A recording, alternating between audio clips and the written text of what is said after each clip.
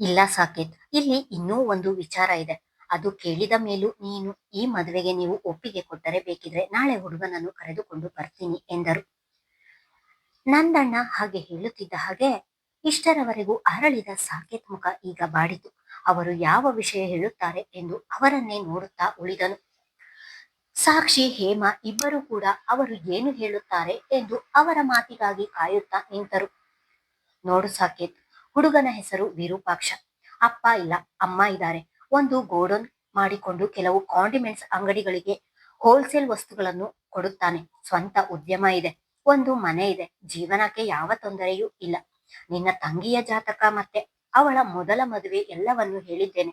ಅವರು ಈ ಮದುವೆಗೆ ಒಪ್ಪಿದ್ದಾರೆ. ಅವನಿಗೆ ನಿನ್ನ ತಂಗಿಯನ್ನು ಕೊಟ್ಟರೆ ಚೆನ್ನಾಗಿರುತ್ತಾಳೆ.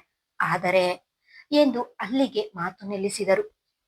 ಅವರು ಹೇಳಿದ ಮಾತನ್ನು ಇಷ್ಟರವರೆಗೂ ತಾಳ್ಮೆಯಿಂದ ಕೇಳುತ್ತಿದ್ದವನು ಅವರು ಆದ್ರೆ ಎಂದು ರಾಗ ಎಳೆದಿದ್ದನ್ನು ನೋಡಿ ಸಣ್ಣ ಭಯ ಶುರುವಾಯಿತು. ಬ್ರೋಕರ್ ಬಾಯಲ್ಲಿ ಆದರೆ ಎನ್ನುವ ಪದ ಬರಲಿಲ್ಲ ಎಂದಿದ್ದರೆ ಇಷ್ಟೊತ್ತಿಗಾಗಲೇ ಖುಷಿಯಲ್ಲಿ ಹುಡುಗನನ್ನು ಕರೆದುಕೊಂಡು ಬನ್ನಿ ಎಂದು ಹೇಳುತ್ತಿದ್ದ. ಒಂದು ಮನೆ, ಕೈಯಲ್ಲಿ ಒಂದು ಉದ್ಯೋಗ, ಅದರಲ್ಲೂ ಸ್ವಂತ ಉದ್ಯೋಗ ಎಂದು ಹೇಳುತ್ತಿದ್ದೀರಾ. ಇದಕ್ಕಿಂತ ಬೇರೆ ಏನು ಬೇಕು ನಂದಣ್ಣ? ಆದ್ರೆ ನೀವು ಏನೋ ಮುಚ್ಚಿಡುತ್ತಿದ್ದೀರಾ, ಅದನ್ನು ಮೊದಲು ಹೇಳಿ ಎಂದನು. ಆ ಹುಡುಗನಿಗೆ ಅವನು ಚಿಕ್ಕವನಿದ್ದಾಗ ಒಲೆಯಲ್ಲಿ ಕೆಂಡವನ್ನು ಊದಲು ಹೋಗಿ ಒಂದು ಕಣ್ಣಿಗೆ ಕೆಂಡ ಆರಿ ಅವನಿಗೆ ಒಂದು ಕಣ್ಣು ಪೂರ್ತಿಯಾಗಿ ಕಾಣಿಸುವುದಿಲ್ಲ, ಇನ್ನೊಂದು ಕಣ್ಣು ತುಂಬಾ ಚೆನ್ನಾಗಿ ಕಾಣಿಸುತ್ತದೆ. ಆದ್ರೆ ಹುಡುಗ ಒಳ್ಳೆಯವನು ಎಂದರು ಸ್ವಲ್ಪ ಅಂಜಿಕೆಯಲ್ಲಿ. ಸಾಕೇತ್ ಮೊದಲೇ ಒಳ್ಳೆಯ ಹುಡುಗ ಆಗ್ಬೇಕು ಎಂದು ಹೇಳಿದ್ದಾನಲ್ಲ. ಬ್ರೋಕರ್ ಮಾತು ಕೇಳಿ ಅಸಹನೆಯಲ್ಲಿ ನಿಂತಿದ್ದ ಹೇಮಾಳಿಗೆ ಒಂದು ತಂಬಿಗೆ ಹಾಲು ಕುಡಿದಷ್ಟು ಸಂತೋಷವಾಯಿತು. ನನ್ನ ತಂಗಿಗೆ ಎಂತಹ ಹುಡುಗನನ್ನು ತಂದು ಮದುವೆ ಮಾಡ್ತೀನಿ ಎಂದು ಅವಳ ಬಳಿ ಹೇಳಿದ್ದನಲ್ಲ. ಗಂಡ ಸತ್ತವಳಿಗೆ ಇನ್ನೆಂತಹ ಹುಡುಗ ಸಿಗಲು ಸಾಧ್ಯ? ಕಣ್ಣು ಮೂಗು ಬಾಯಿ ಕೈಕಾಲು ನೆಟ್ಟಗಿರುವವನು ಇವಳನ್ನು ಮದುವೆಯಾಗಲು ಅವನಿಗೇನು ಹುಚ್ಚು ಹಿಡಿದಿದೆಯಾ? ಆಹಾ, ನನ್ನ ತಂಗಿಗೆ ಎಂತ ಗಂಡು ತಂದು ಮದುವೆ ಮಾಡ್ತೀನಿ ನೋಡು ಎನ್ನುವ ದರ್ಪ ಬೇರೆ ನನ್ನ ಗಂಡನದ್ದು ಎಂದು ಮನದಲ್ಲಿಯೇ ಖುಷಿಯಲ್ಲಿ ಹೇಳಿಕೊಂಡಳು ಹೇಮ. ಬ್ರೋಕರ್ ಮಾತು ಕೇಳಿ ಒಡನೆ ಎದ್ದು ನಿಂತವನು, ನಂದಣ್ಣ, ನಾನು ಏನು ಹೇಳಿದ್ದೆ ನಿಮಗೆ? ಅವನ ಸಂಪಾದನೆ ಕಡಿಮೆ ಇದ್ದರೂ ಪರವಾಗಿಲ್ಲ, ಹುಡುಗ ಒಳ್ಳೆಯವನಾಗಿರಬೇಕು, ಹಾಗೆ ಹುಡುಗ ನೋಡೋಕು ಚೆನ್ನಾಗಿರಬೇಕು ಅಂತ ತಾನೆ. ಇಷ್ಟು ಸುಂದರವಾಗಿರುವ ನನ್ನ ತಂಗಿಯನ್ನು ಕಣ್ಣಿಲ್ಲದ ಕುರುಡನಿಗೆ ಕುರೂಪನಿಗೆ ಕೊಡಲು ಹೇಗೆ ಸಾಧ್ಯ, ನೀವೇ ಹೇಳಿ. ಇನ್ನೂ 1 ವರ್ಷ ನಿಧಾನವಾದರೂ ಪರವಾಗಿಲ್ಲ, ಬೇರೆ ಹುಡುಗನನ್ನು ಹುಡುಕಿ ಎಂದನು. ಅವನ ಮಾತಿಗೆ ಬ್ರೋಕರ್ ಏನು ಮಾತನಾಡದೆ ಮೌನವಾದರು. ಏನು, ಇವರ ತಂಗಿ ಈಗ ಮೈನೇರ್ದವಳೆ ಎನ್ನುವ ಹಾಗೆ ಬೇರೆ ಹುಡುಗ ಬೇಕಂತೆ. ಇವಳನ್ನು ಮದುವೆಯಾಗಲು ಆ ಹುಡುಗ ಒಪ್ಪಿಕೊಂಡಿದ್ದಾನಲ್ಲ, ಅದೇ ದೊಡ್ಡ ವಿಷಯ. ಒಂದು ಕಣ್ಣು ಕಾಣಿಸಲಿಲ್ಲ ಎಂದರೆ ಅವನೇನು ಪೂರ್ತಿಯಾಗಿ ಕುರುಡನ? ಅವನಿಗೆ ಪ್ರಪಂಚ ಕಾಣಿಸುವುದಿಲ್ಲವಾ? ಅವನಿಗೆ ಕಟ್ಟಿ ಮನೆಯಿಂದ ಕಳಿಸುವುದು ಬಿಟ್ಟು ಬೇರೆ ಹುಡುಗ ಬೇಕಂತೆ ಇವರಿಗೆ ಎಂದು ಮುಖ ಸಿಂಡರಿಸುತ್ತಾ ತನ್ನಲ್ಲಿಯೇ ಹೇಳಿಕೊಂಡಳು ಹೇಮ. ಸರಿ ಸಾಕೇತ್, ನಿನ್ನ ಇಷ್ಟ, ಬೇರೆ ಹುಡುಗನನ್ನು ನೋಡುತ್ತೇನೆ ಎಂದು ಬ್ರೋಕರ್ ಮೇಲೆ ಹೇಳುತ್ತಿದ್ದ ಹಾಗೆ ಇಷ್ಟರವರೆಗೂ ಮೌನವಾಗಿ ನಿಂತಿದ್ದ ಸಾಕ್ಷಿ, ಅಣ್ಣ, ನಾನು ಅವರನ್ನೇ ಮದುವೆಯಾಗ್ತೀನಿ ಎಂದು ಹೇಳಿದಳು. ಅವಳ ಮಾತಿಗೆ ಎಲ್ಲರಿಗೂ ಆಶ್ಚರ್ಯವಾಯಿತು. ಸಾಕೇತ್ ಗಂತೂ ತಂಗಿಯ ನಿರ್ಧಾರವನ್ನು ನೋಡಿ ಆಘಾತವೇ ಆಯಿತು. ಸಾಕ್ಷಿ, ಏನು ಹೇಳುತ್ತಿದ್ದೀಯ? ನಿನಗೆ ಹುಡುಗ ಸಿಗುವುದಿಲ್ಲ ಎಂದು ಈ ರೀತಿ ಹೇಳ್ತಿದ್ದೀಯಾ? ನಿನ್ನ ಅಣ್ಣ ನಾನಿದ್ದೀನಿ. ನಾನು ಅವತ್ತು ಹೇಳಿದಂತೆಯೇ ನಿನಗೆ ಒಳ್ಳೆಯ ಹುಡುಗನನ್ನು ನೋಡಿ ಮದುವೆ ಮಾಡ್ತೀನಿ. ಈ ಹುಡುಗ ಬೇಡ ಎಂದನು. ಬ್ರೋಕರ್ ಹಾಗೆಯೇ ನಿಂತು ಅಣ್ಣ ತಂಗಿ ಇಬ್ಬರನ್ನು ನೋಡುತ್ತಿದ್ದರು. ನಿಂತಿದ್ದಲ್ಲಿಂದ 2 ಹೆಜ್ಜೆ ಮುಂದೆ ಬಂದವಳು, ಅಣ್ಣ, ವಿಧವೆ ಎನ್ನುವ ನನ್ನ ಬಹುದೊಡ್ಡ ನ್ಯೂನತೆಯನ್ನು ಒಪ್ಪಿ ಮದುವೆಯಾಗಲು ಅವರೇ ಮುಂದೆ ಬಂದಿರುವಾಗ ಒಂದು ಕಣ್ಣು ಕಾಣುವುದಿಲ್ಲ ಎನ್ನುವ ಅವರ ಸಣ್ಣ ನ್ಯೂನತೆಯನ್ನು ನಾನು ಒಪ್ಪಿ ಮದುವೆಯಾಗುವುದರಲ್ಲಿ ತಪ್ಪೇನು ಎಂದವಳ ಮಾತಿಗೆ ಇಷ್ಟು ದಿನ ಮದುವೆಯೇ ಬೇಡ ಎನ್ನುತ್ತಿದ್ದ ತಂಗಿ ಇಂದು ಈ ಹುಡುಗನನ್ನು ಮದುವೆಯಾಗುತ್ತೇನೆ ಎಂದು ಹೇಳುತ್ತಿರುವುದನ್ನು ನೋಡಿ ಆಶ್ಚರ್ಯವಾದಂತಾಯಿತು. ಇಲ್ಲ ಸಾಕ್ಷಿ, ಈ ಮದುವೆಗೆ ನನಗೆ ಖಂಡಿತ ಒಪ್ಪಿಗೆ ಇಲ್ಲ. ನಿನ್ನನ್ನು ಅಂತವರಿಗೆ ಕೊಟ್ಟು ಮದುವೆ ಮಾಡಲು ನಾನು ತಯಾರಿಲ್ಲ. ಅಂತವರನ್ನು ಈ ಸಮಾಜ ಹೇಗೆ ನೋಡುತ್ತದೆ ಎಂದು ನಿನಗೆ ಗೊತ್ತಿಲ್ಲ. ಈಗೇನೋ ಸುಲಭವಾಗಿ ಮದುವೆಯಾಗ್ತೀನಿ ಎಂದು ಹೇಳುತ್ತಿದ್ದೀಯ, ಮುಂದೆ ನೋವು ಅನುಭವಿಸಬೇಕಾದವಳು ನೀನೆ ಎಂದವನು ಸುಧಾರಾಮ್ ತಂಗಿಯನ್ನು ಆ ಹುಡುಗನಿಗೆ ಕೊಟ್ಟು ಮದುವೆ ಮಾಡಲು ಅವನ ಮನಸ್ಸು ಒಪ್ಪುತ್ತಿಲ್ಲ. ಅಣ್ಣ, ಅವರು ಅಂಗವಿಕಲರು ಎಂದು ಈ ಮಾತನ್ನು ನೀನು ಹೇಳುತ್ತಿದ್ದೀಯ. ಈಗಷ್ಟೇ ಅವರನ್ನು ಈ ಸಮಾಜ ಹೇಗೆ ನೋಡುತ್ತದೆ ಎಂದು ನೀನೇ ಹೇಳಿದೆ. ಈಗ ಅದೇ ಸಮಾಜದ ಸಾಲಿಗೆ ನೀನು ಸೇರಿದೆಯಲ್ಲಣ್ಣ. ನೀನು ಕೂಡ ಅವರನ್ನು ಹಾಗೆ ತಾನೇ ನೋಡುತ್ತಿರುವುದು. ಅವರ ಜಾಗದಲ್ಲಿ ನಿನ್ನ ಅಣ್ಣ ಅಥವಾ ತಮ್ಮ ಇದ್ದಿದ್ದರೆ ಆಗಲೂ ಕೂಡ ಇದೇ ರೀತಿ ಯೋಚಿಸುತ್ತಿದ್ದ. ಕೈಕಾಲು ಎಲ್ಲ ನೆಟ್ಟಗಿದ್ದು ನೋಡಲು ಸುರಸುಂದರಾಂಗ ಆಗಿದ್ದರೆ ಅಂತವರು ಮಾತ್ರ ಒಳ್ಳೆಯವರ? ಅವರು ಕೂಡ ಅವರ ಸ್ಥಿತಿಯನ್ನು ನೆನೆದು ಪ್ರತಿದಿನ ನೋವು ಅನುಭವಿಸುತ್ತಿರಬಹುದಲ್ಲವ? ಅವರನ್ನು ಕೀಳಾಗಿ ನೋಡುವ ಸಮಾಜದ ಸಾಲಿಗೆ ನಾವು ಸೇರುವುದು ಬೇಡ.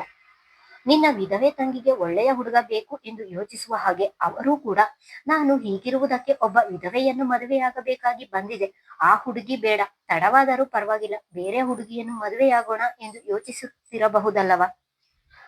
ದೇಹಕ್ಕೆ ಅಂಗವಿಕಲತೆ ಇದ್ದರೂ ಪರವಾಗಿಲ್ಲ ಅಣ್ಣ, ಮನಸ್ಸಿನಲ್ಲಿ ಅಂಗವಿಕಲತೆ ಇರಬಾರ್ದು. ಅವರ ಸೌಂದರ್ಯದಲ್ಲಿ ಕುರೂಪತೆ ಇದ್ರೂ ಮನಸ್ಸಿನ ಸೌಂದರ್ಯ ಚೆನ್ನಾಗಿರುತ್ತೆ. ನಾನು ಅವರನ್ನೇ ಮದುವೆಯಾಗುತ್ತೇನೆ ಎಂದು ದೃಢವಾಗಿ ಹೇಳಿದಳು. ಸಾಕ್ಷಿ, ನಾನು ಹೇಳುವುದು ಯಾಕೆ ನಿನಗೆ ಅರ್ಥ ಆಗ್ತಿಲ್ಲ ಎಂದು ಸೋತ ಧ್ವನಿಯಲ್ಲಿ ಹೇಳಿದನು.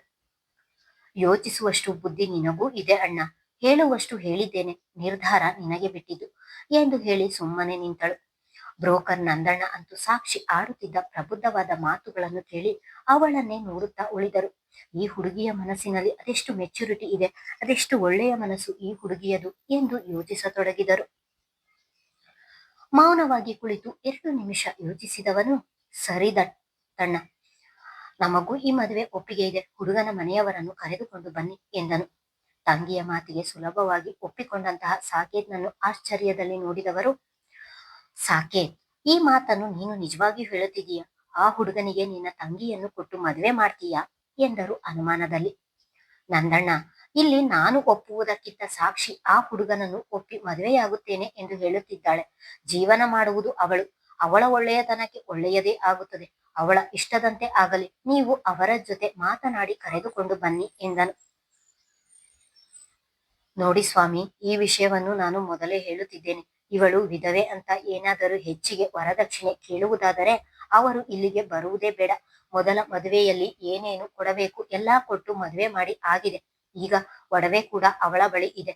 ಆ ಒಡವೆ ಕೊಟ್ಟು ನಮ್ಮ ಕೈಲಿ ಆದ ಹಾಗೆ ಮದುವೆ ಮಾಡಿ ಕೊಡ್ತೀವಿ ಅಷ್ಟೇ ಎಂದು ಅಸಮಾಧಾನದಲ್ಲಿ ಹೇಳಿದಳು ಹೇಮ. ಬಂದವರು ಇವಳಿಗೆ ವರದಕ್ಷಿಣೆ ಹೆಚ್ಚು ಕೇಳಿದರೆ ಎಲ್ಲಾ ತನ್ನ ಗಂಡನ ಮೇಲೆ ಬರುತ್ತದೆ ಎನ್ನುವ ಆಲೋಚನೆ ಅವಳದು.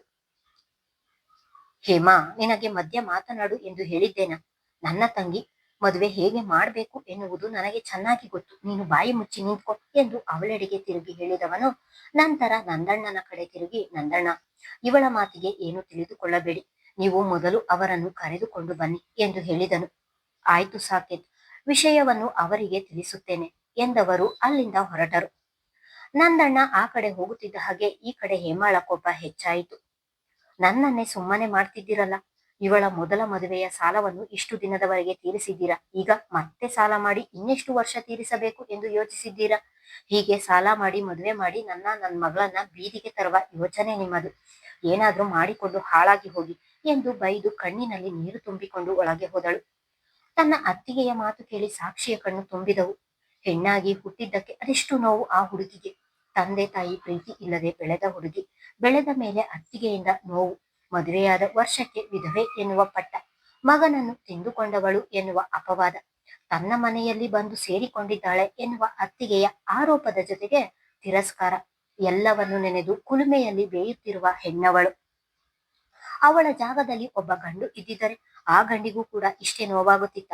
ಇನ್ನು ಗಂಡಿನ ನಡುವೆ ತಾರತಮ್ಯ ಇಲ್ಲ, ಇಬ್ಬರು ಸರಿಸಮ ಎಂದು ಹೇಳುವ ಸಮಾಜ ಇದೊಂದು ವಿಷಯದಲ್ಲಿ ಯಾಕೆ ಬದಲಾಗಿಲ್ಲ? ತಂಗಿಯ ತುಂಬಿದ ಕಣ್ಣುಗಳನ್ನು ನೋಡಿ ನೊಂದು ಹೋದನು. ಸಾಕ್ಷಿ, ನಿನ್ನ ಅತ್ತಿಗೆಯ ಬುದ್ಧಿ ಗೊತ್ತಿದ್ದು ನೀನು ಯಾಕೆ ಬೇಜಾರು ಮಾಡಿಕೊಳ್ಳುತ್ತೀಯ? ಅವಳು ಏನಾದರೂ ಮಾಡಿಕೊಳ್ಳಲಿ, ನೀನು ತಲೆ ಕೆಡಿಸಿಕೊಳ್ಳಬೇಡ ಎಂದನು. ಅಣ್ಣ, ಅತ್ತಿಗೆ ಹೇಳಿದ್ದು ಸರಿಯಾಗಿ ಇದೆಯಲ್ಲ, ಮತ್ತೆ ಮದುವೆ ಜೋರಾಗಿ ಮಾಡಿಕೊಳ್ಳಲು ಹೋಗಿ ಸಾಲದ ಹೊರೆಯನ್ನು ಮೈ ಮೇಲೆ ಎಳೆದುಕೊಳ್ಳುತ್ತೀಯ.